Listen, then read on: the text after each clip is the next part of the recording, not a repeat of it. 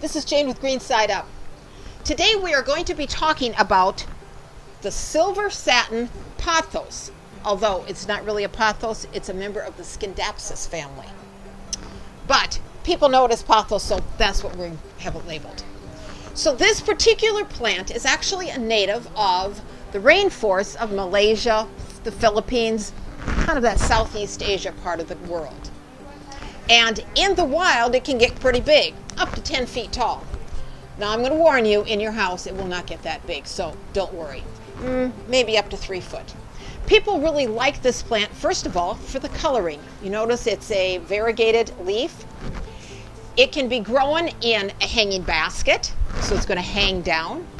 It can be growing like this. This is a pole, and it can grow up. It's very adaptable, versatile, if you will. It is fairly slow growing, but you know, slow growing meaning it's not going to be like that overnight. But in your house, if it's happy, and we're going to talk about how it's going to be happy, it will be beautiful for you. It will grow perfectly. So these plants like filtered light. They especially like an east or west window, so not the direct sun coming at them. Of course, in the wintertime, how much direct sun is there? Anyway, east or west window. They like to be kept at a temperature between 65 and 85 degrees. Now, here in my greenhouse, it's not always quite that warm, and I have noticed that a lot of my plants, I don't know if you can kind of see this, they're just kind of curling. It means that they're kind of cold. They're just not real happy. There's nothing wrong with the plant except that it's chilly. So 65 to 85 degrees in your house. As far as soils and watering, you want to do a potting soil, just a well-draining soil. You can put some peat in there. You want to make sure that they drain.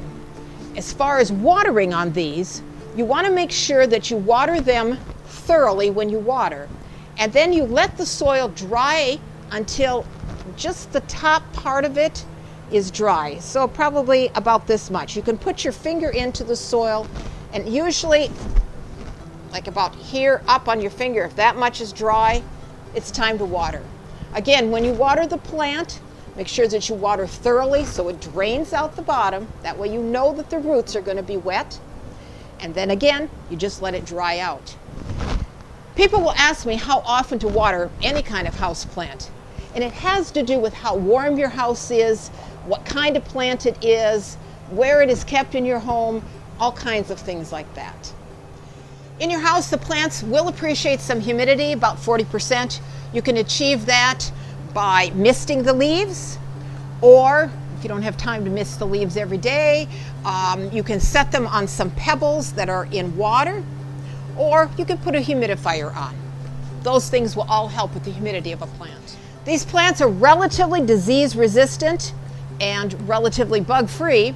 However, diseases, often it has to do if the roots are kept too wet, and then you will see browning and yellowing of the leaves. If your soil is being kept too wet, probably the best way, and you just can't seem to get it worked out, repotting the plant into some new soil and see if that will help. I always suggest that people use pots that have drainage on the bottom, because that way, well, if you accidentally overwater, at least it's going to got a place to go and it's going to run out. As far as bugs, about the only bugs that they really mention would maybe like spider mites or mealybugs. And you can just use insecticide on those, and that will take care of that problem. These have been a very popular plant, probably because they are so pretty. We've got some in stock here at Green Side Up. I hope to see you. Bye-bye.